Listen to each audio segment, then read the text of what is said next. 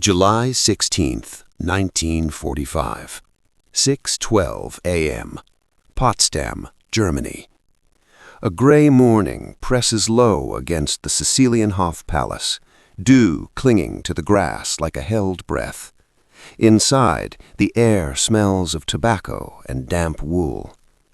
General Dwight D. Eisenhower stands near a tall window, hands clasped behind his back, staring out at the quiet gardens as if they might answer him. You can almost hear the echo of marching boots that aren't there. The war in Europe is over, but the war is not done. A courier moves quickly down the corridor. Papers rustle, doors murmur shut. Somewhere beyond the palace walls, a train whistle cuts the air and fades. Eisenhower does not turn. He already knows something momentous is moving through the veins of this place. At precisely this hour, half a world away, the desert of New Mexico has just burned brighter than the sun. Eisenhower hasn't been told yet, not officially, but he senses it. An approaching gravity that pulls at every decision now standing between peace and annihilation. He exhales slowly. This is the unseen burden. Eisenhower is not supposed to be here, not really. His war, his brutal, grinding war, ended with the surrender of Nazi Germany in May. He is the supreme Allied commander, architect of D-Day, the man who sent thousands to their deaths with a single signature. But now, in Potsdam, he is a witness more than a commander, a presence, a conscience. President Harry S. Truman is here. So is Winston Churchill, soon to be replaced mid-conference by Clement Attlee. Joseph Stalin looms large, inscrutable, his mustache and eyes betraying nothing. The fate of the post-war world is being carved in rooms like this one. And yet, for Eisenhower, the future has narrowed to a single terrible question: Japan. Maps of the Pacific sit folded in his quarters. He knows them well: Kyushu, Honshu, names that now carry weight beyond geography. Operation Downfall, Olympic, Coronet, invasion plans drafted in cold ink, soaked in warm blood before the first landing craft even touches sand. He has read the estimates: hundreds of thousands of American casualties, perhaps 1 million when Allied forces are counted. Japanese losses, civilian and military, beyond comprehension. Cities turned into killing fields, children pressed into service with bamboo spears, a nation prepared to die rather than surrender. Eisenhower rubs his eyes. He hasn't slept well in weeks. The war in the Pacific is not his command, but it is his burden nonetheless. As the senior American general, his voice carries weight, and he knows it. He also knows something else, something he rarely says aloud. He is not convinced this invasion is necessary. That doubt has been growing quietly, like a fracture spreading beneath the surface of a steel beam. It began earlier, months before Potsdam, before the Desert Fireball, before Hiroshima became a word that would haunt the world. In early 1945, Eisenhower had met with Secretary of War Henry Stimson. The conversation had drifted, as it often did, toward the Pacific, toward Japan's stubborn resistance, toward the question that no one wanted to answer directly. How do we end this? Stimson spoke of a new weapon, carefully, almost reverently, a project of unimaginable power, a bomb unlike any other. Eisenhower listened. His face remained still, but inside, something tightened. He had spent years watching men die because leaders believed there was no alternative. He had stood in Normandy's aftermath, walked through fields where the earth itself seemed to bleed. He had ordered attacks, knowing the cost, and borne that knowledge like a scar across his chest. When Stimson finished, Eisenhower spoke quietly. "I was conscious of a feeling of depression," he would later write, recalling that moment. "I expressed my grave misgivings." Japan, Eisenhower believed, was already defeated.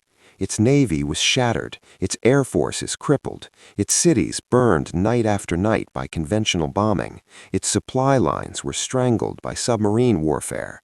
The blockade alone was starving the empire into submission. So why this? Why an invasion that would drown beaches in blood? Why a weapon that could erase a city in a breath? The questions lingered, unanswered, unwelcome.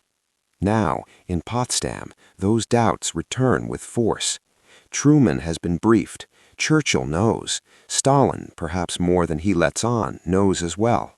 The successful test of the atomic bomb has changed everything, or so it seems. But Eisenhower watches the faces around the table and senses something darker than relief. A temptation. Ended quickly? Ended decisively? Ended before the Russians push further east? Ended in a way that leaves no doubt who holds the future? Eisenhower shifts his weight, the floor creaking softly beneath his boots. He thinks of the young men who would be sent ashore in Japan. He thinks of Okinawa, of the savage fighting there just weeks ago, where over 12,000 Americans died and more than 100,000 Japanese soldiers were killed, many choosing suicide over surrender. Okinawa was a preview, and it terrified him. If that was the cost of a single island, what would the Japanese home islands demand? He imagines the letters, the telegrams, the endless rows of white crosses. And he imagines something else, too. A world where the first answer to fear is annihilation. Eisenhower is not a philosopher. He is a soldier, a practical man, shaped by West Point discipline and Midwestern restraint. He believes in duty, in obedience, in the chain of command. But he also believes in restraint. That belief sets him apart now. Others speak of inevitability, of necessity, of shortening the war, of saving lives by taking them. Eisenhower hears the argument. He understands it. He just doesn't fully accept it. Japan, he believes, is looking for a way out, hemmed in by internal factions, militarists clinging to honor, civilians caught in between. A demonstration of overwhelming power, perhaps, a modified surrender, a guarantee regarding the emperor. There are options, or so he thinks. But options are dangerous in wartime. They invite doubt, and doubt is a luxury commanders are rarely allowed. The palace grows warmer as the day progresses. Jackets come off. Tempers occasionally flare, then cool. Outside, photographers wait, unaware that history is bending inside these walls. Eisenhower remains composed. He does not pound the table. He does not issue ultimatums. His opposition, when voiced, is measured, almost gentle. And that may be why it changes nothing. The machinery is already moving. The bomb exists. The invasion plans exist. The war demands an ending, and the world demands certainty. Eisenhower feels the weight of that certainty pressing down. He wonders, briefly, dangerously, what it would be like to refuse, to stand firm, to say no. But he knows the limits of his role. He is a general without a command in this theater, an advisor, a witness. History will not remember the doubts voiced in quiet rooms. It will remember the mushroom cloud. That night, Eisenhower sits alone with his thoughts. A single lamp casts long shadows across the desk. Papers lie neatly stacked, maps folded, orders unsigned because they are not his to sign. He thinks of the men he led across the English Channel, of the note he carried in his pocket on D-Day, prepared to take full responsibility if the invasion failed, of the faces he saw before the jump, young, determined, afraid. He wonders what note would be written now, and who would sign it. Outside, Potsdam settles into uneasy silence. Somewhere, the future is already falling. Eisenhower stares at the darkened window, his reflection faint but unmistakable. A commander who has seen victory and fears what it may cost to finish the war. And as dawn approaches, one question refuses to leave him. If this is how the war ends, what kind of world begins? July 17, 1945, late afternoon, Potsdam conference chamber. The room hums with restrained impatience.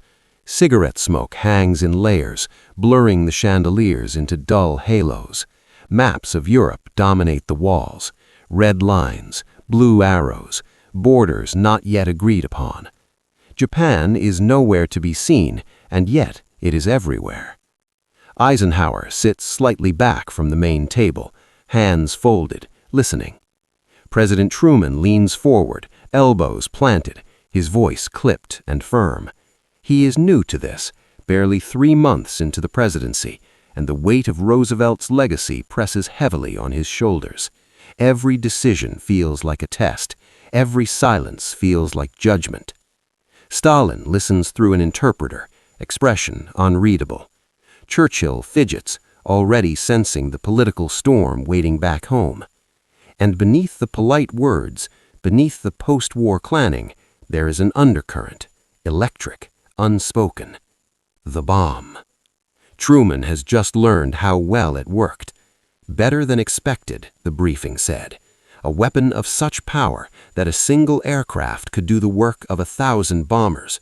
A single moment could end a war that had dragged on for nearly 4 years.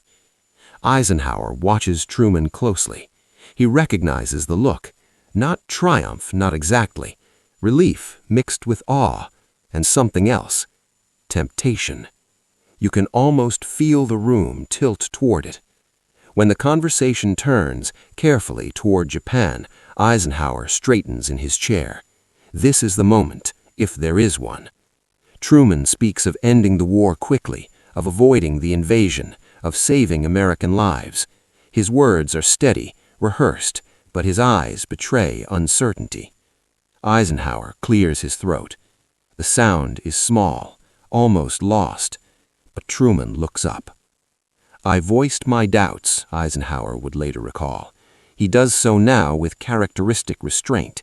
No speeches, no dramatics, just a calm, deliberate statement from a man who has watched war devour nations. Japan is already beaten, he says. The blockade is working. Their ability to wage war is crippled. An invasion would be catastrophic. The bomb, if used against cities, would shock the world in ways no one could yet comprehend. There is a pause. Churchill shifts in his seat. Stalin's interpreter murmurs.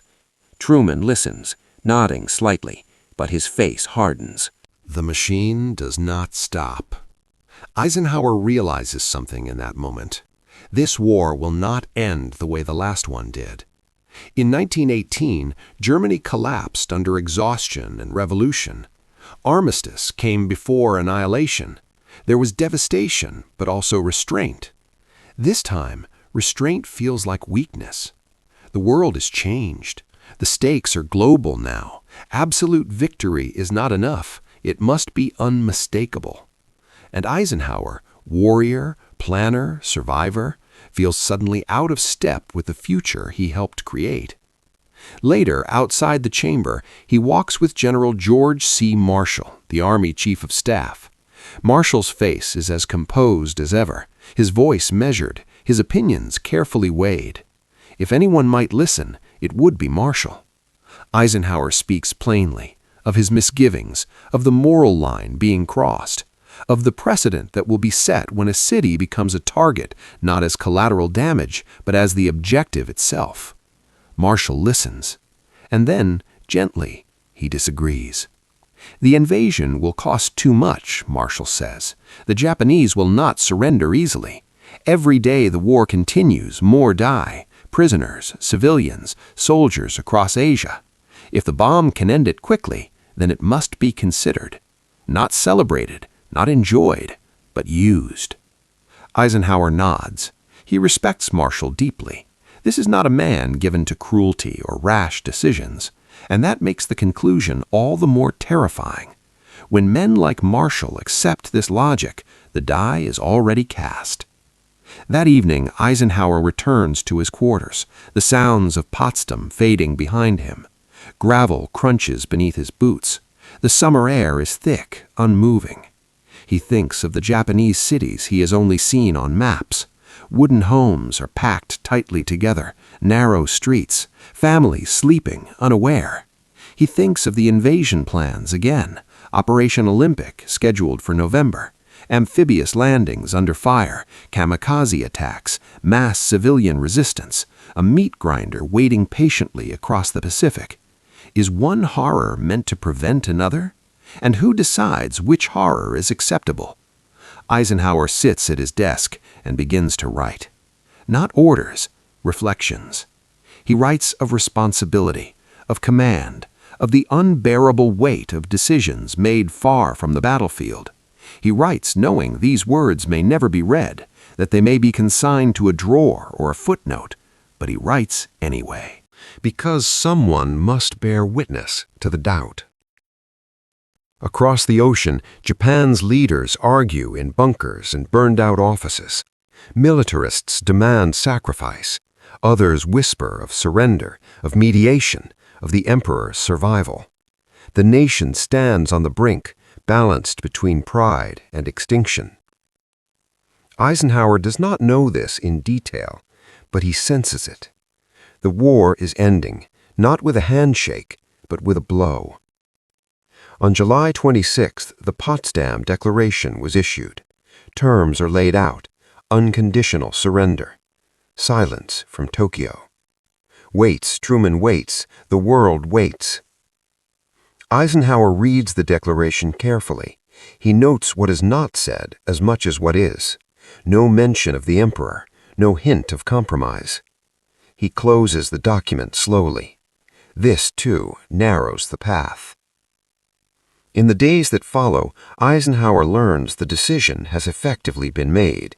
The bomb will be used. Not as a demonstration, not as a warning shot, as a weapon. He feels a strange stillness settle over him, not relief, not anger, a resignation born of experience. He has seen decisions reach this point before, when momentum becomes destiny. He knows he will not stop it, and that knowledge weighs heavier than any order he ever signed. As July turns toward August, Eisenhower stands once more at a window, watching clouds drift across a summer sky that feels deceptively peaceful. He does not yet know the names Hiroshima and Nagasaki in the way the world soon will. But he knows this: when the bomb falls, it will not just end the war, it will begin an age. And some of them will carry that knowledge in silence for the rest of their lives. Eisenhower is one of them. August 6, 1945, 2:45 a.m., Potsdam, Germany. The knock comes softly at first, polite, almost hesitant, then firmer. Eisenhower awakes instantly. Years of war have trained him for this moment. Bad news always arrives before dawn. He sits up, heart already steady, mind racing ahead of the messenger.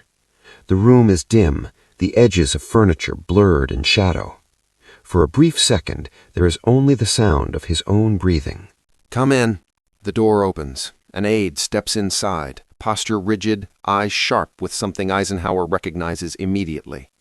History has just happened. The message is brief, clinical, delivered without flourish. A single bomb dropped on a Japanese city called Hiroshima. The damage is unprecedented. Entire sections of the city were obliterated. Casualties unknown, but immense.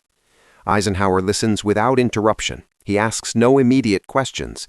His face remains composed, but inside, something gives way. This is it. The line has been crossed. He rises slowly, moving to the window. Outside, the sky is just beginning to lighten, pale blue bleeding into gray. Birds stir in the trees. Somewhere, life is beginning its ordinary routines. Half a world away, a city is gone. You can almost feel the distance collapse, the space between Potsdam and Hiroshima shrinking to nothing. In this moment, geography means nothing. Cause and effect have become immediate, intimate. Eisenhower closes his eyes.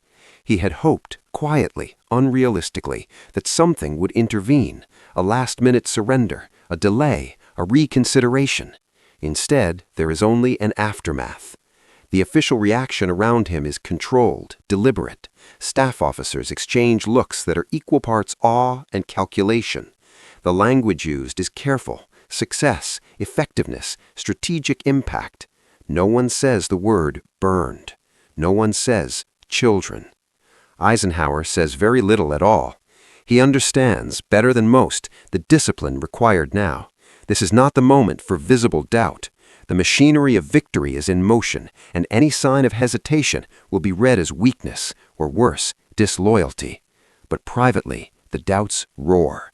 He thinks back to his conversation with Stimson, to the unease that settled in his chest even then. He thinks of the alternatives that were never fully tested, the diplomatic paths narrowed by impatience, by fear, by the desire for certainty. Was this truly the only way? The question echoes, unanswered.